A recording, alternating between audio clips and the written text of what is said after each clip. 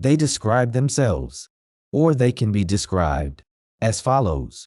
Spoiler alert. This is going to be a long list.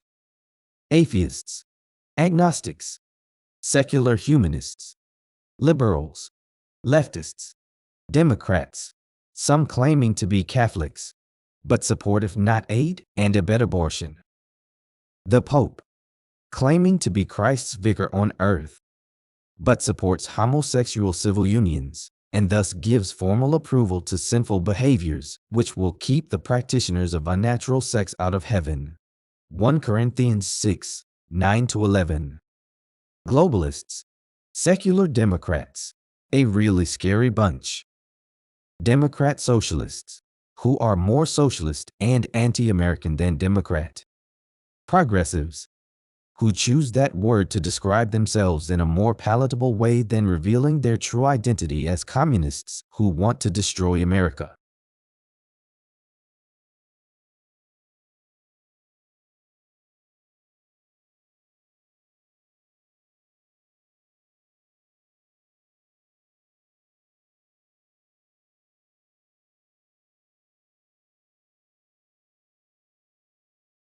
Useful idiots and any other radical members of the political left that we might have overlooked. Speaking of Democrats, there are moderates to be added to the above categories of Democrats. In point of fact, it seems the Democrats have more pieces than a box of IKEA furniture. Because they are still influenced by the DNC platform, and to stay members of the club may have to, on occasion, vote against their conscience. Congressman Jeff Van Roo, RNJ, switched from the Democrat Party to become a Republican because the practice of the Democrats is to threaten its members to obey lest they get in trouble. By the way, here's an interesting for your information about useful idiots. According to Yuri Bezmenov, guess what happens to them when they are no longer useful to the communists they serve? They are killed because they know too much. But all of these people definitely share some commonalities, i.e., they have become self-deluded, have declared war on God, America, and everything associated therewith, and for whatever reason have been co-opted into doubting God's very existence because he's not politically correct. They run off the cliff with the rest of the lemmings and are trying to destroy the very system that made America great. They have likewise subscribed to the theory that evolution, not a supreme being, created the universe and everything in it. Mr. Van Roo got tired of that ethos and the push for a radical socialist agenda.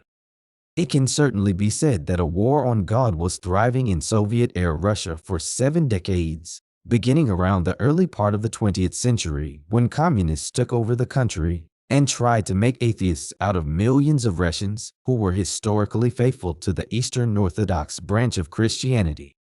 Until recently, America has always opposed the political system that plagued Russia until their leaders woke up, tore down the symbolic Berlin Wall, adopted a market economy and capitalism.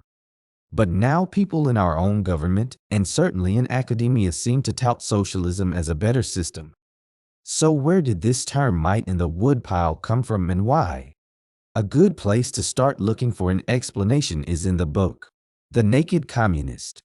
Joseph Stalin, a Georgian, General Secretary of the Communist Party in the early day Soviet Union, embraced Karl Marx's opinion about God to the point he hoped that by a certain time frame churches in Russia would disappear. In 1937 alone, more than 85,000 Orthodox priests were shot, churches were closed, and nuns were violated as part of the plan of class cleansing envisioned by Marx, and to rid themselves of any reminder of God. From that point, they began to teach the next several generations of their children that there is no God.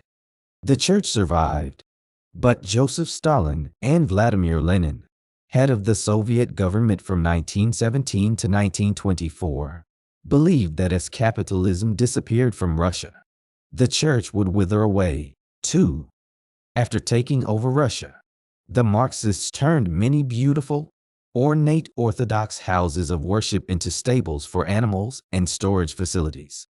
This sounds pretty much like an extension of the war between God and Satan. But let's soldier on and see how much more we can discern.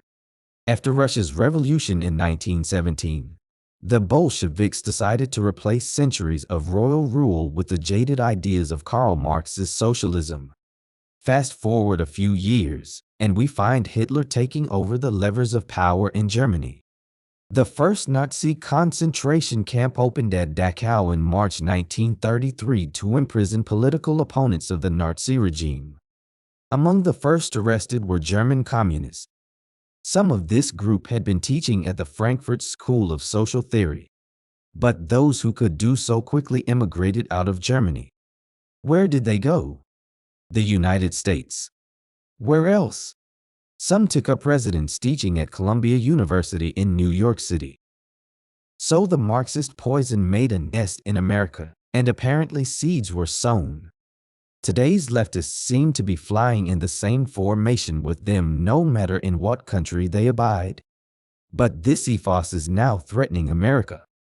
Maybe that part about being one nation under God helps explain why America is in their crosshairs, and why a communist insurgency is being pushed here and now to upstage everything we ever stood for.